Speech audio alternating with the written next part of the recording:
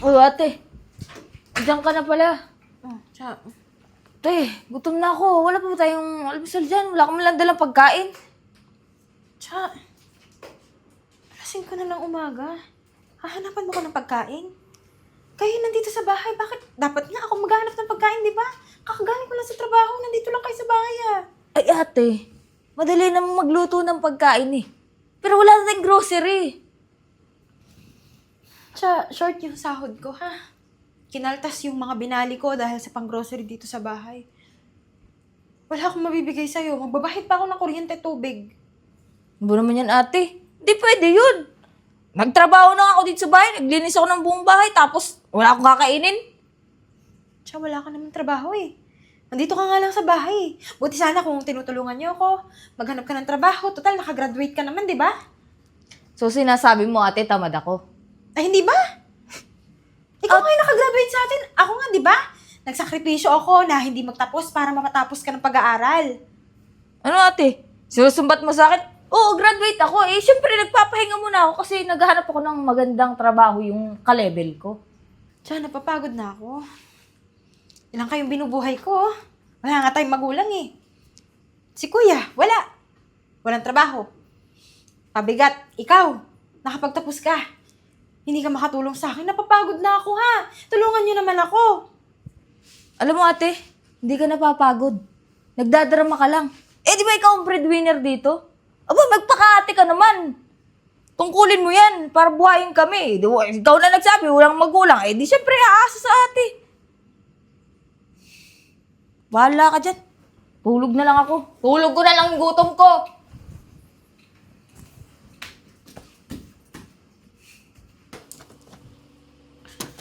Nantok na ako.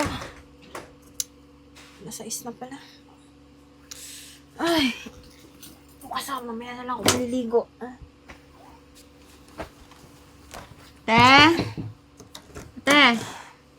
Te, Papasok na ako. Pahinga akong baon. Sige, sandali.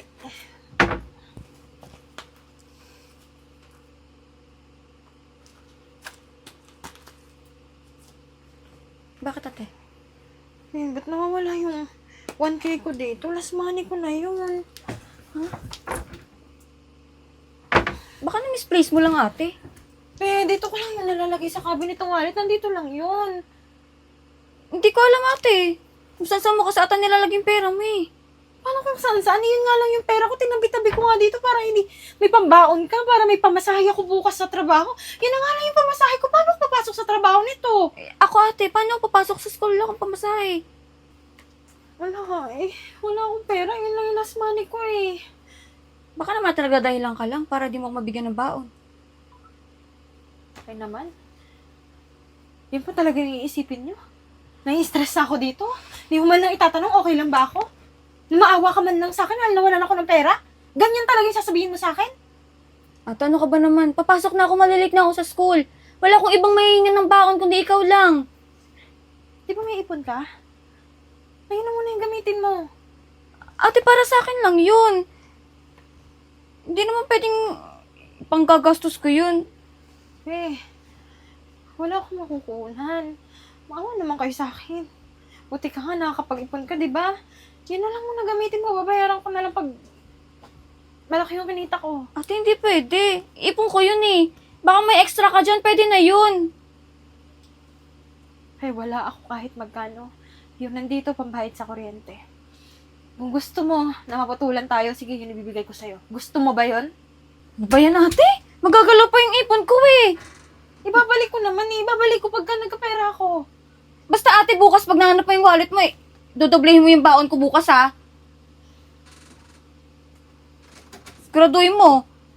Wala na akong ibang pera. Sige na.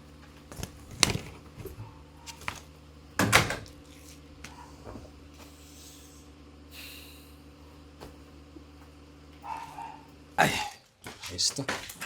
Midnight snack na ako. Kuya, Oh. Bakit? saan galing yung pinambili mo niyan? Ikaw ba yung kumuha ng pera sa wallet ko dun sa kwarto? Oo. Nagugutom ako eh. Kuya naman, yun na lang yung pera ko eh. Kinastos niyo pa.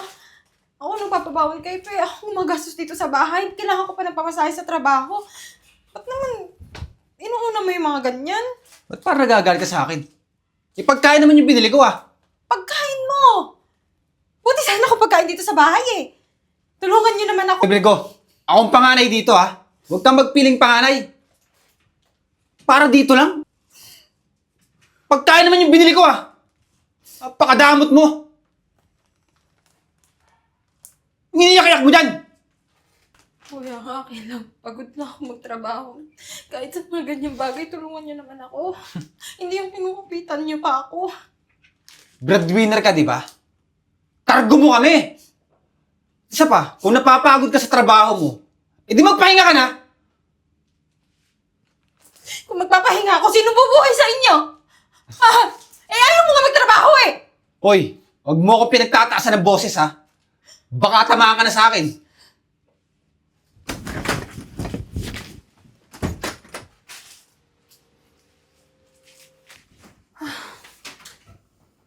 Pagod.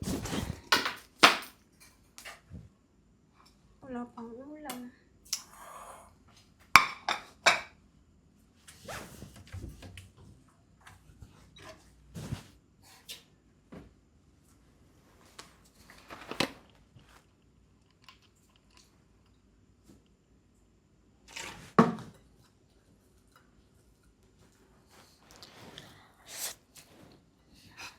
Oh, ate, nandiyan ka na pala.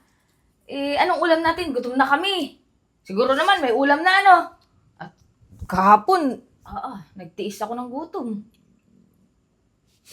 Tsa, wala akong pera. Wala akong pinamasahe. 30 minutes ako naglakad pa uwi, oh. Pagod na pagod ako. Ito na nga lang toyo yung ulam ko. Ba't nagtitiis ka sa toyo Hindi ka na lang nangutang. Ako naman. Sa tingin mo ganitong oras may bukas sa tindahan para pautangin ako? Di sana nangutang ka sa katrabaho mo. Para hindi ka naglakad pag-uwi. Ate, saan ka? Wala. Ate, di ba sabi mo kagahapon, dodoblehin mo yung baon ko ngayon? Wala nga akong pera. Ate, malilate na ako sa school. Wala naman akong ibang maiisip. Sabi ko wala, di ba? Kahit kalkalin mo yung buong katawan ko, itong bag ko, wala kang makikita pera sa akin! Ate, hinaumram mo yung boses mo, nakakaya sa kapitbahay Sa kapitbahay, nahihiya kayo eh. Sa akin. Kasalanan mo naman, di ba, ate? Sinanay mo kami na lagi mo binibigyan. Oo nga. Ikaw na nga ito nagkukulang, ikaw pa itong galit. Kaya lang naman talaga yung sanay eh. Sanay na humihingi. Sanay na binibigyan. Sanay na inaalagaan. Sanay na pinapakain. Ate, wala naman kaming ibang mga asahan kundi ikaw lang. Ako nag-aaral ako. Oh, si ate siya, hindi pa naman nakakatong trabaho. Yun na nga eh. Limisan ba tinanong niyo ako kung okay lang ako? Kakasabi ko lang, di ba? 30 minutes ako naglakad pa uwi dito galing sa trabaho. Pagod! Antok! Tapos ganyan yung gagawin niyo sa akin? Dahil hindi ko mabigay yung gusto niyo? Ate, alam mo, nagdadrama ka lang Alam mo, kung pagod ka na sa trabaho, bakit pumapasok ka pa? Eh, sino? Ha? Kung hindi ako magtatrabaho, sino? Ikaw? Si Kuya? Ikaw, Fe? Hindi kayo makasagot, no? Kasi ako naman palaging naasahan niyo. Lagi si ate! Si ate, pero wala naman kayong pakialam sa akin eh. Naaalala niyo lang ako pag kailangan niyo ng pera.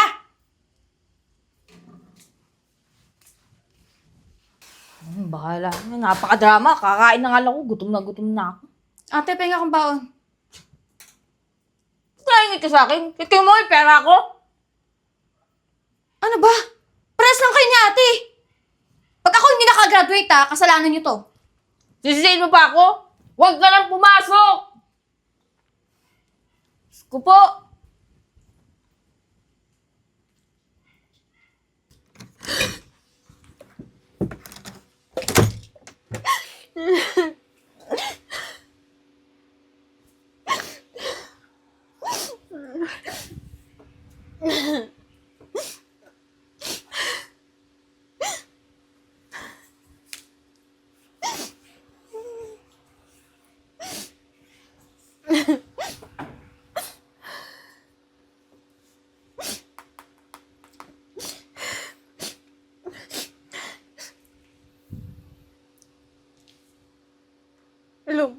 Hello, ma'am? Yes, Virgo? Ma'am, sorry po tumawag ako ng ganitong oras, ha? Maglalakas na po sana ako ng loob na bumali sa inyo kahit 2,000 lang, pampamasahe ko lang po sa work kasi hindi ko na po kaya maglakad araw-araw. Na-short po kasi yung sinahod ko kasi nakaltas po yung balik ko lahat eh. Virgo, di ba kakabali mo lang nung nakaraan? Kakabayad mo lang nun, di ba? Tapos ngayon gusto mo ulit pumali? Ma'am, hindi ko na po kasi kaya maglakad. Ma'am, hindi na po ako babali, pamasahe lang po talaga. After po nito, hindi na po ko ulit. It's a big no, Virgo. Sorry. Ma'am, You know what? Kung wala ka na maganda sasabihin, bababa ko na to ha kasi may meeting ako.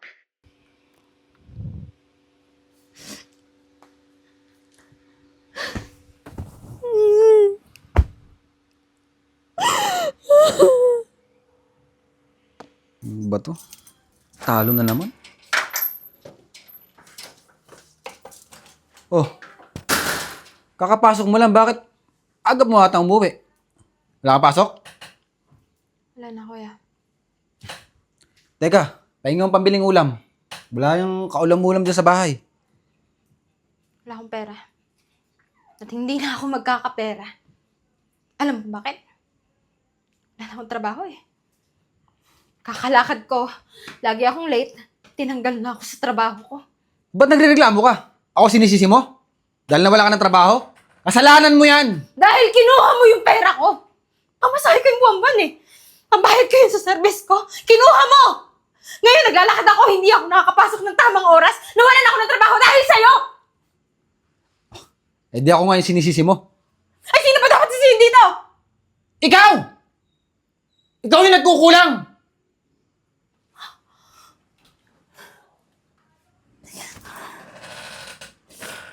Oh. Dito ka ba nagdrama? Tsa! Eh! Ate? Bakit? Nagdadrama yung kapatid niyo. Ate? Paano ka? Ano ginawa mo? Oh, bakit ako sinisisi niyo? Eh bakit di mo man lang ginot si ate? Ikaw naman napakasubok. Nagdrama lang. Kayo, pare-paras kayong mga walang pakinabang dito sa bahay. Kami pa talaga kuya, ikaw to pa ikaw to walang pakinabang. Sama-sama kayong lahat! Wala naman si ate. Kaya nga, halatang pagod na siya sa trabaho. Walang kwenta kasi si Kuya Brian, naturingan na panganay pero walang ginagawa sa atin. Ay, naku. Kahit ako, ins na ako dun eh. Ganong yabang pa. Wag na lang talagang babalik yun dito sa atin. Kakabwisit. Kaya ikaw mag-apply ka na. Ito naman. Nakapag-apply na ako. Ate, Ate. okay ka lang ba? Ate, tubig. Si ate. Ito na ate oh. Yan ko muna. Hindi ako okay. Wala na akong trabaho. Kasi lagi akong late. Sorry, pero wala na akong mabibigay sa inyo. Ano ka ba ate? Kami nga dapat yung mag-sorry sa'yo eh. Kaya nga ate. Tsaka, huwag ka na mag-isip ng kung ano ate kasi ang totoo niyan, hindi naman talaga ikaw ang nagsanay sa amin eh. Kundi kami yung umaasa sa'yo. Kami yung nasanay. Sorry ate ah. Hindi ko na kayo kayang buhayin. Wala akong mabibigay sa inyo. Paano yung pag-aaral mo? Coach, paano ka kakain? Ate, huwag ka na umiyak ate, okay? Kasi may good news ako sa'yo.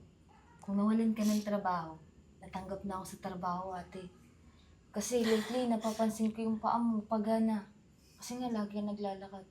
Kaya napag-isip ko na mag-apply na ako. Para makatulong sa'yo. Talaga? Ako ate, kaya ko mag-apply ng kahit part-time lang.